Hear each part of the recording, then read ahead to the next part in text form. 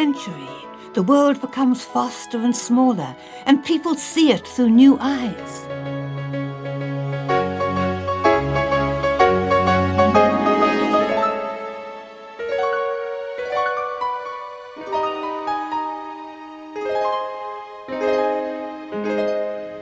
Life begins to change rapidly in the 20th century, and of course it changes for painting too.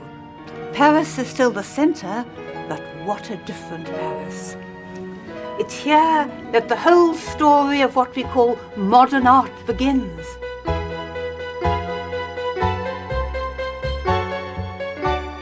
Artists flocked to Paris from all over the world, among them the young Picasso and Matisse, the two greatest artists of the 20th century. We are still coming to terms with the impact they made on the story of art.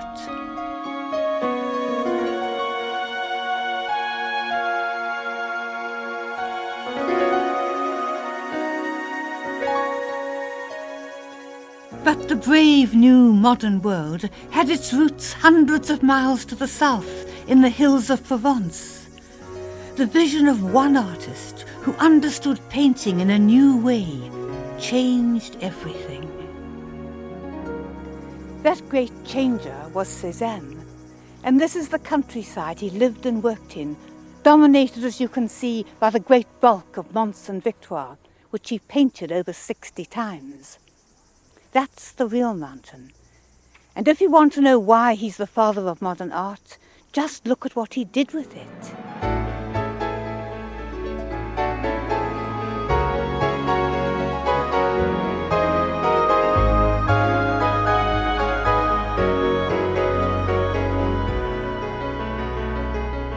Mont Saint-Victoire obsessed Cézanne. He moved his studio here to be near his beloved mountain.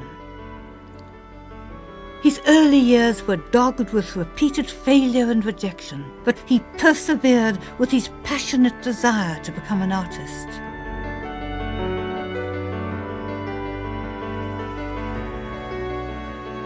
Looking at nature, Cézanne saw that nothing exists in isolation. Things have colour and they have weight, and the colour and mass of each affects the weight of the others. Cézanne devised a new pictorial language, a new method of painting where blocks of colour, not lines, build up his pictures. Unlike the Impressionists, who tried to capture the single moment, he paints a scene as it is during the changes of the day. He struggled to do something completely different. His is a complex, multifaceted world where things are not what they seem.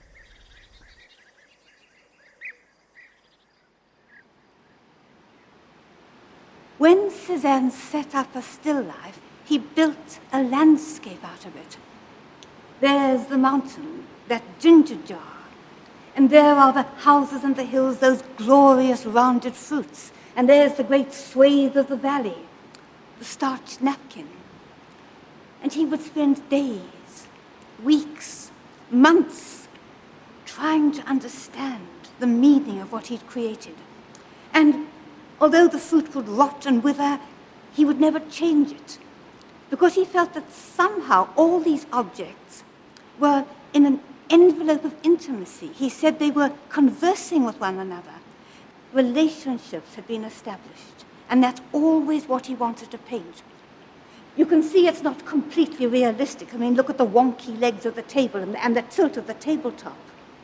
It's not just what he saw, but what it all meant.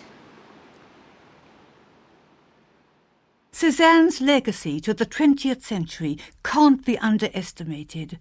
Without him, the story that follows would never have happened.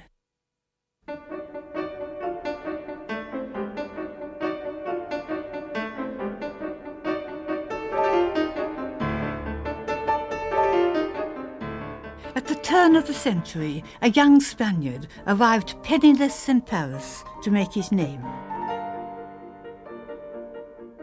Pablo Picasso had boundless ambition and talent to match. constantly changed his style, perpetually experimenting.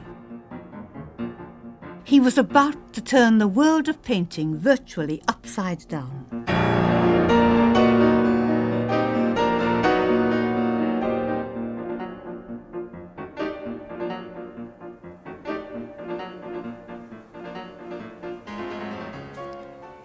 There are several painters who are crucial to the story of modern art, but only one painting. And this is it. Demoiselle d'Avignon, 5 prostitutes from a notorious brothel.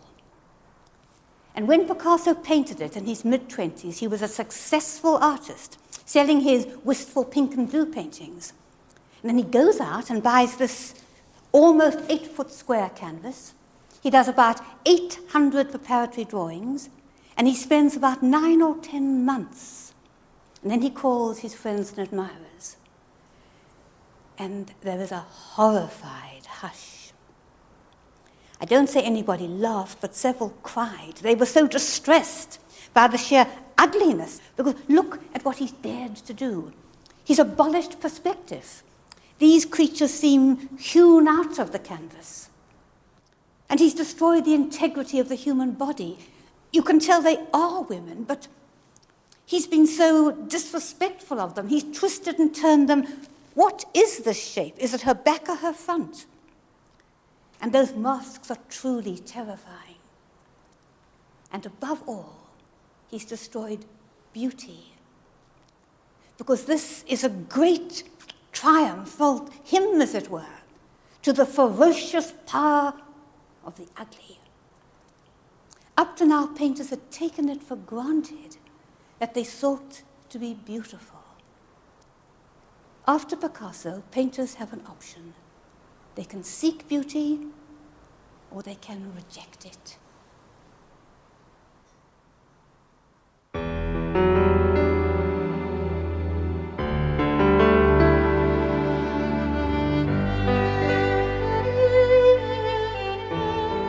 By treating the world like a piece of paper, tearing it up, and then putting it back together at his command, Picasso had invented a new way of painting, Cubism.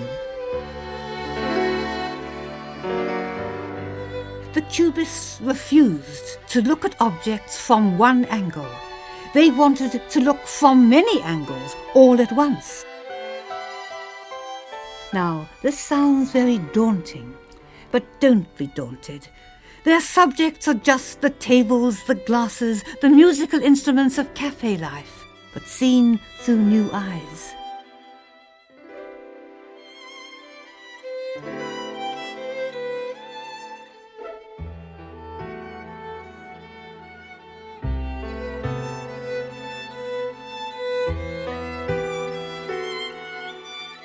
Picasso and his fellow pioneer, Georges Braque, developed Cubism together. They had found a way of painting not only what the eye sees, but what the mind knows to be there as well.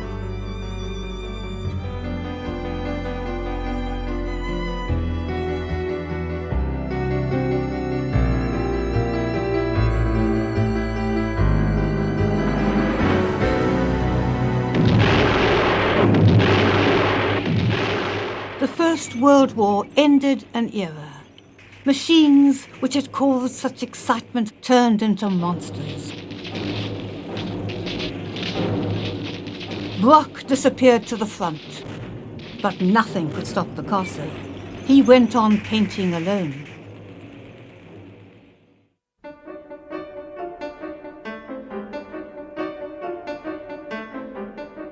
Astonishingly, you can chart Picasso's whole art by his relationships with women. He loved women. Each new relationship brought a new wave of creativity, a new model, and a new vision. But he also hated women. So when he made images of them, he manipulated them, he destroyed them, he twisted them to show they were only mistress in name, he was master.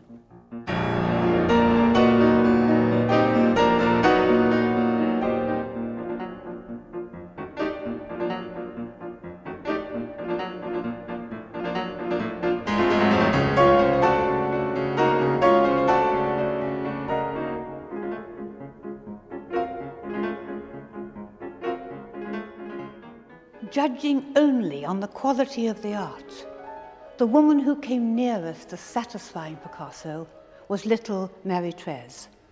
I say little because she was only 17 and he was 47. But in other ways, she was quite a large girl, well-rounded, statuesque, blonde, milky complexion. Somehow this child acted as a kind of mother figure to him. She didn't threaten him or do anything but nurture his genius.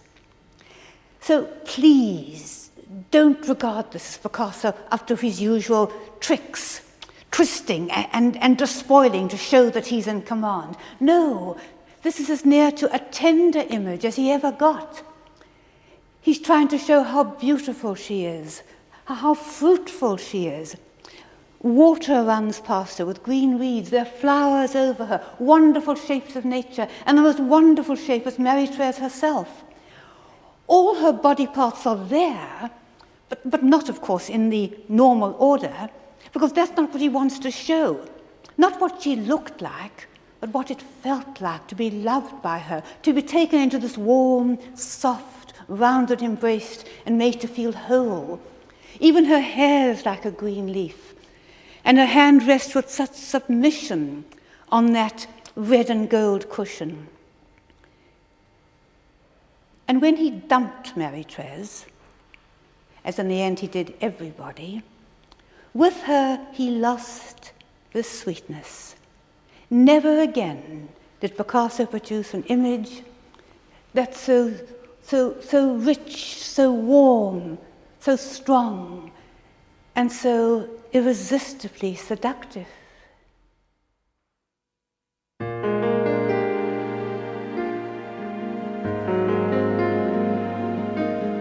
Picasso was a great genius, and arrogant with it. Living in luxury in the south of France, he was famous as no other 20th century artist, except perhaps one. The only artist whom the mighty Picasso greatly admired and felt threatened by was the mighty Matisse.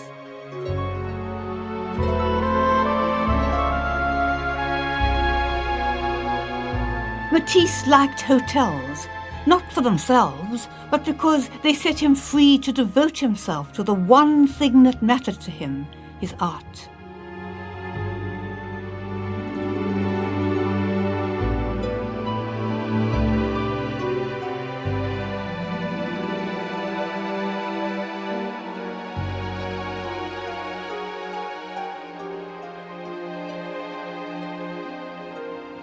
In our century, it's always been clear that we've been lucky enough to have two painters of great distinction and genius, old masters in the making. And when I was young, people always said Picasso and Matisse. But I've noticed with great interest and satisfaction that now they're tending to say Matisse and Picasso. Not that it matters, of course, but...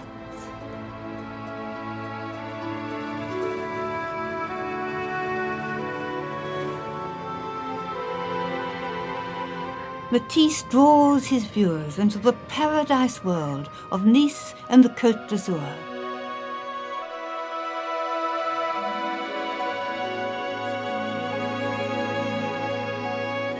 His are some of the most dazzlingly beautiful paintings ever created.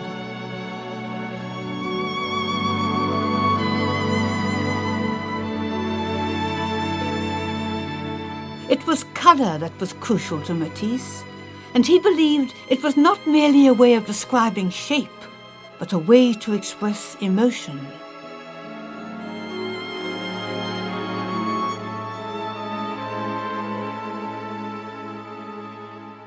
Look at what he painted when he went to Morocco, a young warrior from the Rif Mountains. And although it is wild and passionate, it's so marvelously controlled. Look how he's contrasted the background with that strange magenta floor, all contrasting with the monolithic stillness, the simplicity of the warrior himself. And he's alert, he's vital. He could spring up at any moment and attack or flee or just look at us with that strange and daunting look. And what makes all this painting cohere, all the colours come together, is the face. And only Matisse would have dared to paint a face that's yellow and red and green. It not only makes the picture work in colour, but it makes us understand the young man, to understand that we don't understand him. He's beautiful, he's graceful, he's full of dignity, but he's alien. But oh, what an electrifying image.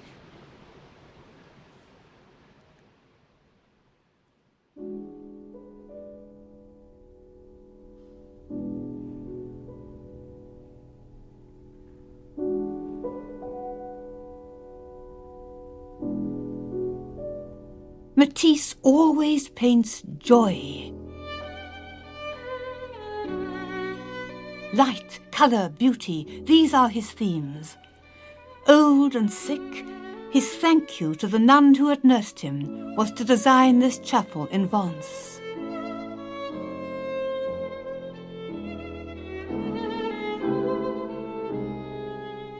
It seems to me too simple and stark to be a typical Matisse, but when sunlight floods through the windows, you can see the essence of Matisse, radiantly unchanged.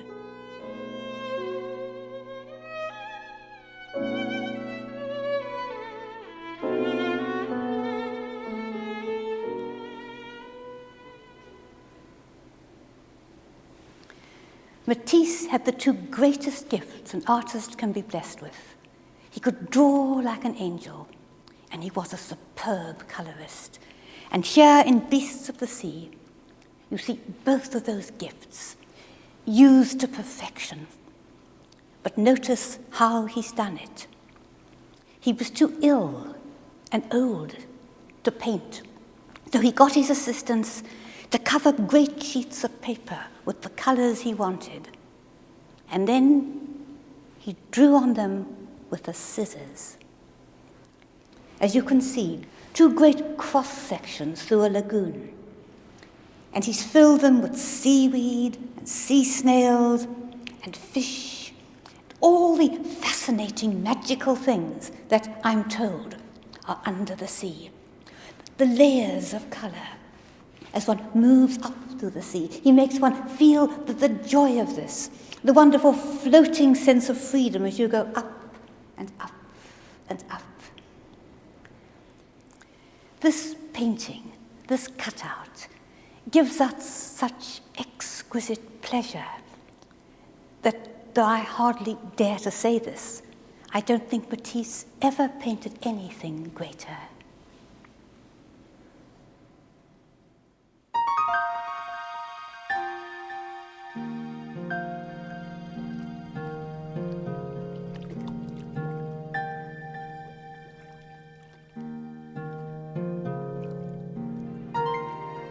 Colour can have a life of its own. It was a Russian artist, Kandinsky, who was the first to realise this. He was startled by the sheer beauty of a painting seen wrong way up. Not being able to read it, to understand the image, seems to him a liberation.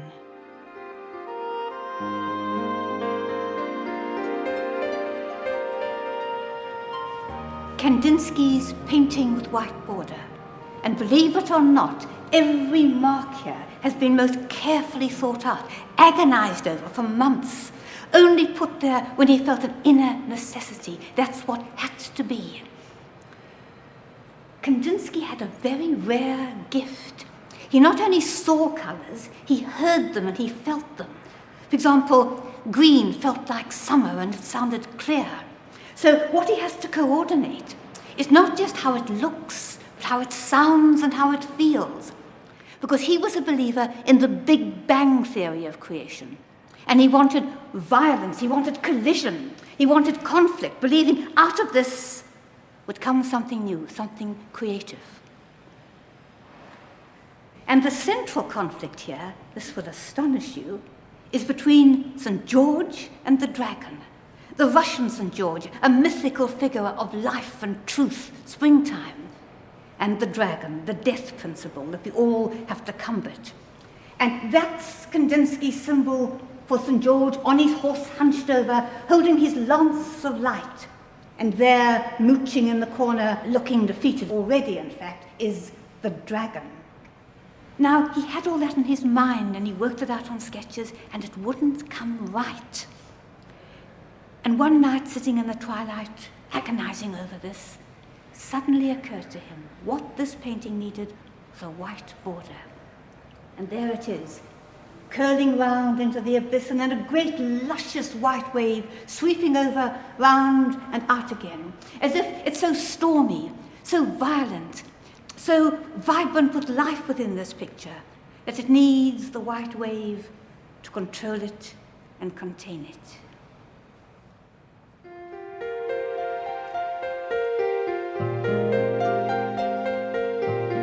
But there was another way to be abstract, a geometric way, as we can see in the work of the Dutchman, Mondrian. Primary colours, black lines, right angles everywhere, and it works. Mondrian consciously paints his desire for order. But the theories of Freud had shown people that order is not natural to that strange, irrational, fantastic beast, the human mind.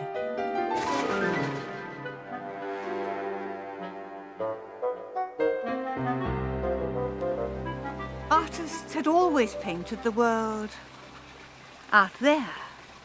But now abstract artists are painting the world in here. Colours, forms, memories. But there's another way to paint the world in here. You can play with reality, turn it topsy-turvy, because reality is, don't you agree, a very confusing thing. And we call these artistic acrobats surrealists.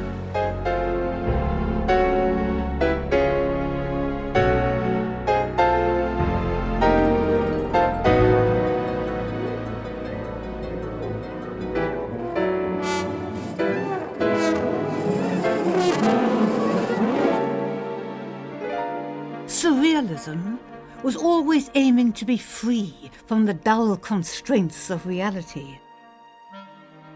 In expressing the wild dreaming of the subconscious mind, surrealist artists would give the courage to all artists to go where their dreams led.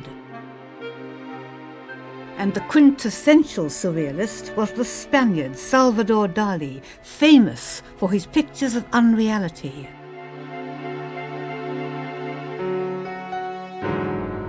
Dali's persistence of memory is one of the archetypal images of our century. Everything we should feel certain of has collapsed and gone berserk. The melting clocks and the distorted face have an inescapable intensity. Dali wants us to be disturbed and to enter with him into his nightmare world. Horrible painting.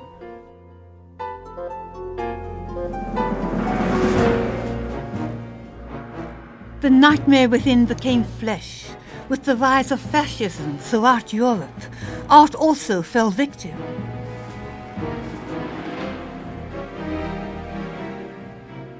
Like that of many of his avant-garde contemporaries, the childlike paintings of Klee were labelled dangerous and degenerate.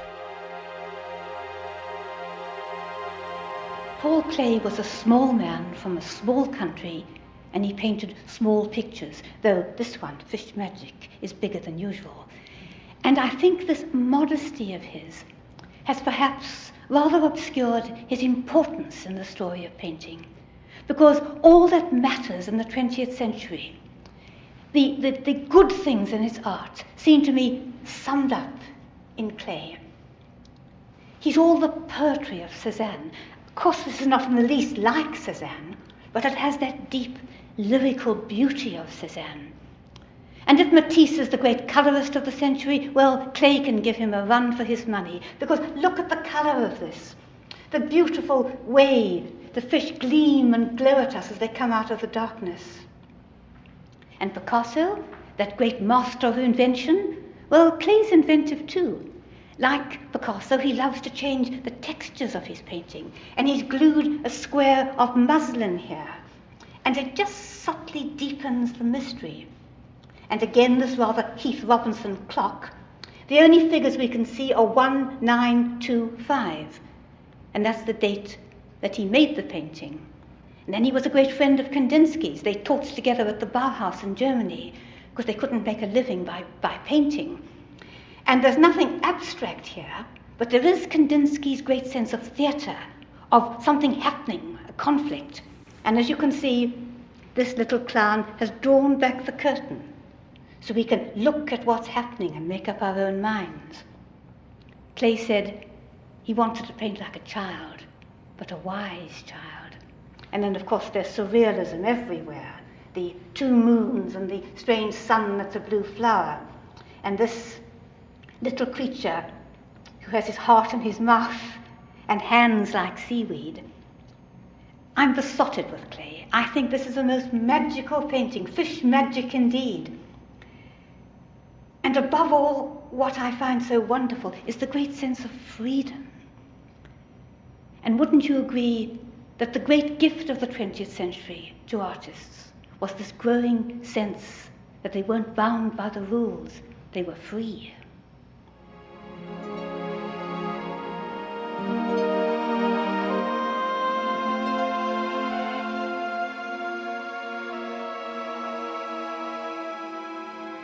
But that freedom could no longer be found in Europe.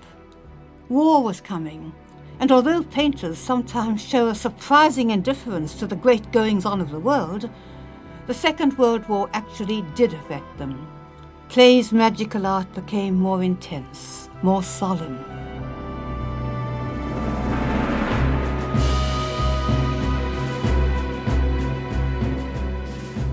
As the Nazi occupation advanced, artists, along with so many others, were forced to a new home, a new place of work.